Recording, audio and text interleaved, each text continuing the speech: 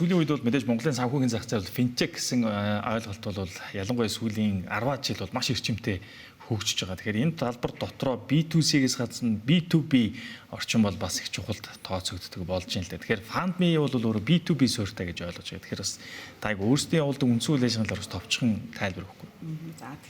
За юуны дөрөнд баярлаа. За манай компани нь болохоор бид нар юг харсан бэ гэхээр финтек суурьтай санхүүгийн үйлчилгээ нэлээд байна.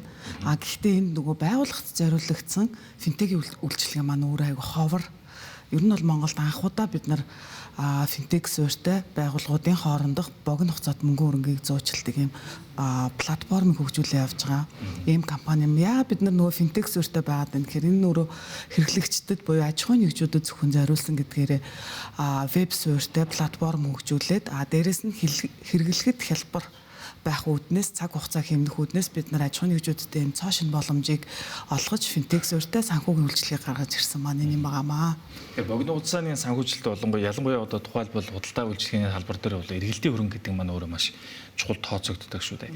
Тэгэхээр тухайлбал танай харилцагчдын хувьд яг өнөөдөр хичнээн хэмжээний харилцагчд ер нь бий болсон байгаа бол ер нь шин тутам эрэлт хэрэгцээ хэрэг өсөлттэй байна гэж та бүхний зүгээс ер нь харж байна. За бидний зүгээс бол бид нар одоо үйл ажиллагаа явуулаа 2 жил болж байгаа. За энэ хооронд бид нар яг 400 гаруй аж ахуйн нэгжүүдийг одоо манай дээр бүртгэлтэй байна. Манай үйлчлэгийг сонирхсан байна.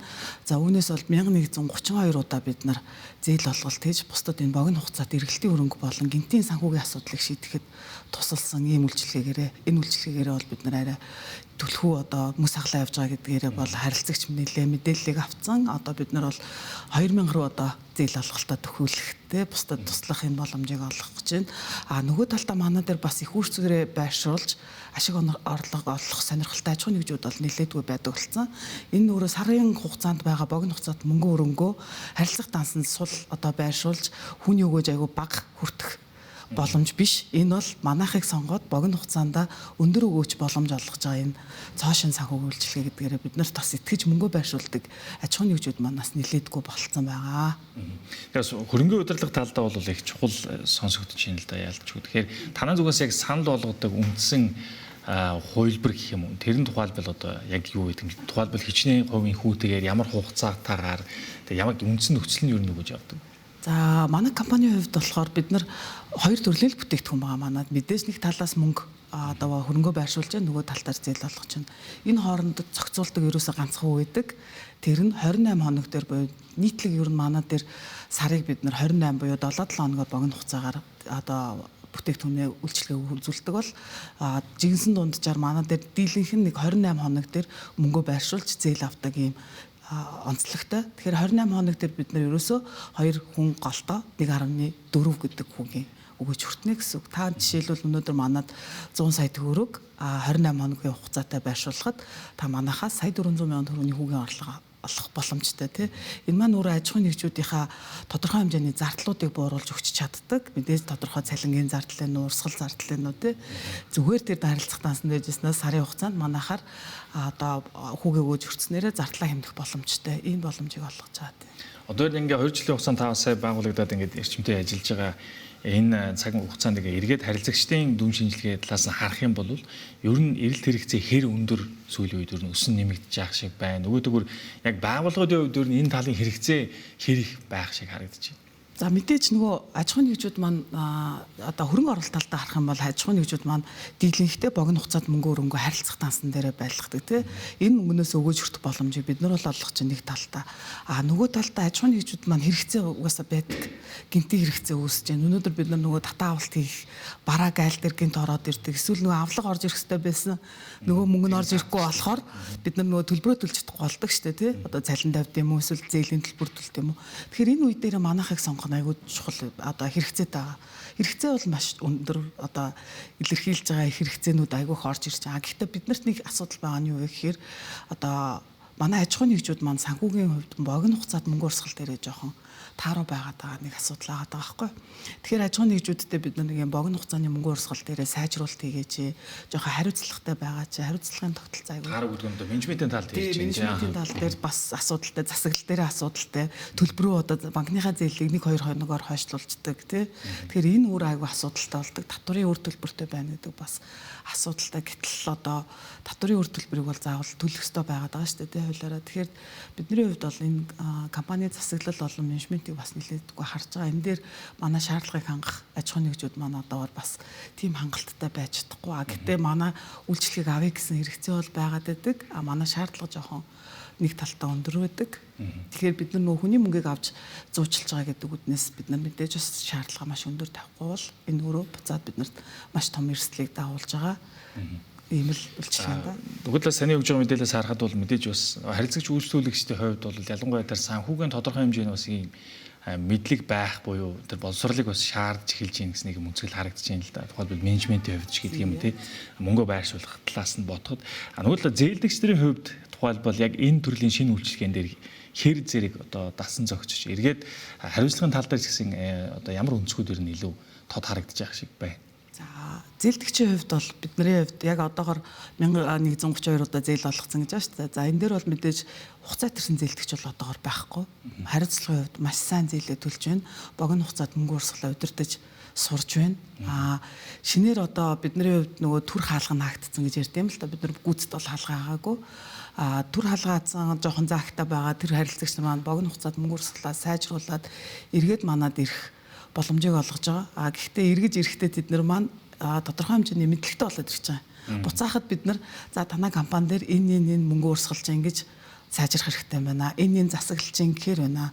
Та зээлийн хугацаанд нь төлдөг болоо. Одоо ингээд эн чинь тэр компаниудынхаа жижиг процессууд дээр бид нар тусалж чадаад тэндээ бас нэг юм үн төлбөргүй менежментийн зөвлөгөө өгч чадаад байгаа болоо гэж харж штэ тий. Тэгэхээр манай дээр тэгэхээр бас нэг юм харилцагчтай нэг хэлмээр санагддаг юм юу гэхээр манай монголчууд маань дийлэнхтэй асуудал яг өнөөдөр тулчингууд нэг фандми гэдэг нэг богино хугацаатай асуудал шийдэх газар байгаа.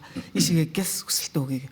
Гэтэл үгүй манайх чинь хэрэгцээ гинтийн хэрэгцээ үүссэн үед авах хэрэгтэй байтал нөгөө гинтийн хэрэгцээгээ үүсгэхээс өмнө бандаад материалаа бүрдүүлээ зээлийнхаа судалгааг хийлгээд эрхээ тогтоолгоцсон бол тэр гинтийн хэрэгцээ үүсгэхэд одоо гүйцэтгэх захирал ийшээ ярих биш шууд бэлэн фандмигаасаа ороод мөнгө авах боломжтой. Энэ сонголтод байтал жоохон юмыг тулгаж ирээд байгаа нь бас нэг юм асуудал байгаа. Процессын үед бас илүү энийг бас ойлгомжтой хүлээж авах гэсэн үнцэг байгаад байгаа шүү дээ. Харин яг энэ дээр нөгөө нэг цоошин бүтээгдэхүүн үйлчлэгээ учраас манайхан маань одоо манай аж ахуйн нэгжүүд бизнес эрхлэгч маань мэдрэмжийн хувьд мэдлэгийн хувьд бас яг мэдгүй байгаад байна. Бидний хувьд бас нэг юм зорилтод харилцагчтай бас тодорхой хэмжээнд хүрч ажиллаж чадахгүй байгаа болов уу гэдэг бас нэг талаас асуудал байгаа. Айл талаас л байгаа гэж харж байна. Хөрөнгөний зах зээлийн талаас нь бодохоор мэдээж хөрөнгөний удирдлага талдаа бол чөлөөт мөнгө урсгалыг бол удирдах гэдэг бол өөрөө бас тийм амаргүй зүйл дээ. Бас нөгөө талаараа зах зээлийн хувьд бол хэрэгцээ шаардлага өндөртэй. Тэгэхээр яг өнөөдрийн үед бас татварлууд хувь эрх зүйн талаас нь хэр зэрэг дэмжлэг байдаг юм бол яг энэ тал дээр тухайлбал одоо краудфандингтэй холбоотой хууль бол манад яг одоогор нарийн зохицуулалтаа бас байхгүй байгаа гэсэн ойлголт явуулдаг шүү дээ. За тий.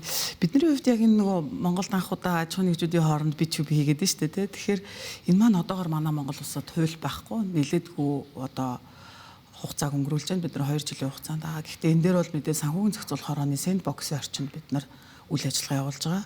За энэ сэндбоксын орчин гэдэг маань мэдээж хуульгүй санхүүгийн бүтээгдэхүүнүүдийг одоо тэнд туршиж одоо зах зээл дээр хэрэгцээтэй байна уу, эдийн засгийн хувьд өгөөжтэй байна уу, эрсдэл өндөр одоо харилцагчийг нийтээр нь хохирооч хэмжээний эрсдэлгүй байна уу гэдгийг одоо тэнд маань харж хянаж тодорхой хэмжээний шаардлагуудыг тавиад тэр хүрээнд бид нар үйл ажиллагаагаа явуулж байгаа гэсэн үг. Одоогор бол бидний хувьд энэ жилээс бидний хуулийг батлуулах тэгээ хууль эрх зүйн орчинтой болох бас гэрэлгээтэй мэдээлэл бол явж байгаа. Тэгээ цаашид энэ маань ингээд хууль маань батлагдчихвал бид нар маш олон одоо хэрэглэгч нарт богино хугацаанд мөнгө өрөнгөө удирдахад богино хугацаанд санхүүгийн асуудлаа шийдэхэд нь нэлээд том тус болох юм санхүүгийн үйлчилгээ байгаа даа. Тэгэхээр хуулиас яг финтек компаниудын хувьд бас нэг чухал үнцэг бол кибер аюулгүй байдал гэдэг орчин байгаа шүү дээ. Тэгэхээр яг танай компани тухайлбал яг хэрэглэгчийн мэдээллийг хамгаалах болоо кибер аюулгүй байдлыг хангах тал дээр ер нь ямар арга хэмжээнүүд л авч орж байна. За энэ дээр бол бид нар бүр анханасаа одоо мэдээж финтек гэдэг чинь програм хөгжүүлж байгаа тийм энэ үеэсээ эхлээд бид нар олон улсын мэдээллийн аюулгүй байдлын стандартыг үйл ажиллагаанд нэвтрүүлээд одоо 3 дахь жилдээ хамгаалаад явж байна. За энэ бол мэдээж зохицуулагч байгуулгын шаардлага. Дээрээс нь бид нар аж ахуйн нэгжүүдийнхаа мэдээллийг хамгаалах одоо үүрэгтэй учраас энэ стандартыг хэрэгжүүлээ явж байгаа. Тэгэхээр мэдээллийн аюулгүй байдлын хувьд бид нар кибер аюулгүй байдал болон мэдээллийн аюулгүй байдлаа хангаж ажиллаж байгаа гэж хэлдэг. Ер нь нөгөө төгөр зах зээл дээр одоо яг танахтай ижил төсөөтэй үйл ажиллагаа явуулж байгаа ялангуяа B2B чиглэл дээр гэх юм уу? Ийм компани хэр олон байгаа бол эсвэл гарч ирж байгаа юу? Ер нь энэ чиглэл рүү санхүүгийн бас шинэ тутмын бүтээгдэхүүн хөгжүүлэлтүүд хэр байгаа? За яг одоогор бол яг B2B гээд тусдаа зөвхөн богино хугацаанд аж ахуйн нэгжүүдийн мөнгө урсгалыг хооронд нь зуучилдаг платформ бол одоо цор ганц манах байгаа. Яг хөө энэ дээр мэдээж банкуд болон банк усуд мэдээж одоо өрсөлдөх бүтээгдэхүүнээр орж ирэх л байх л та. Гэхдээ яг одоогор бол яг Монголдо бид нар анхдагч яг компани байгаа гэдгээр онцлог байна. Тэгэхээр ойрын бас 5 жилийн хугацааны танай компани тэргүүлэх чиглэлийн зорилт болон стратеги юу гэж харж байгаа бол тухайлбал хэрэглэгчд болон B2C чиглэл рүү орох тийм төлөвлөгөө ер нь бас байгаа юм. За бидний хувьд бол үйл ажиллагаагаа илүү солонгоруулах бол нэг тийм сонирхол бол байхгүй. Илүү үйл ажиллагаагаа өргөжүүлээд томхон аж ахуйн нэгжүүд маань жижиг дунд бизнес эрхлэгчтэй ингээд тусалдаг, богино хугацаанд асуудлыг шийдэхэд дэм болдог, харилцан өөрснөө өгөөж хүртдэг. Ийм л юутай боломжийг олгох зорилготой. Ер нь бол ойрын 5 жилийн хугацаанд Монгол улсынхаа томоохон топ аж ахуйн нэгжүүдийг одоо өөрийнхөө харилцагч болгох зорилгыг тавиал ажиллаж байна да. Тэгэхээр төгсгөлд нь бас тодруулахад өнгөрсөн яг 2 жилийн хугацаанд баг ингээд 1000 гаруй одоо бараг 2000 руу өгч гэсэн зээл олголт юм байна. Тэгэхээр энэ хугацаанд хэдийн хэмжээний төгрөгийн өгөөжийг та бүхэн харилцагчтай өгсөн байна.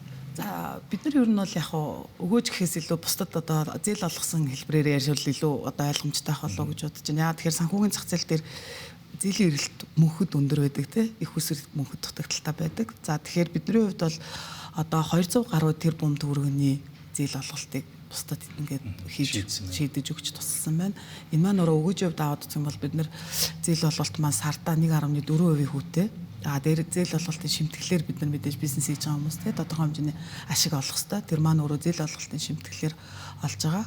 За ингээд харахаар бид нар боломжийн 2.2% хүүгээр харилцагчтай одоо 200-аад тэрбум төгрөгийн зээл олголтыг хийж тусалсан байна. Энэ дээр бас хөрөнгө оруулалтаа итгэж өгсөн харилцагч нартаа бас баярлалаа гэж хэлэх нь зүйтэй болов гэж бодож байна. За өндөр урилга хүлээн авч хүрэлцэн ирж ярилцсан танд баярлалаа. Та бүхний цаашдаа ажилд бас өндөр амжилт хүсье. За баярлалаа.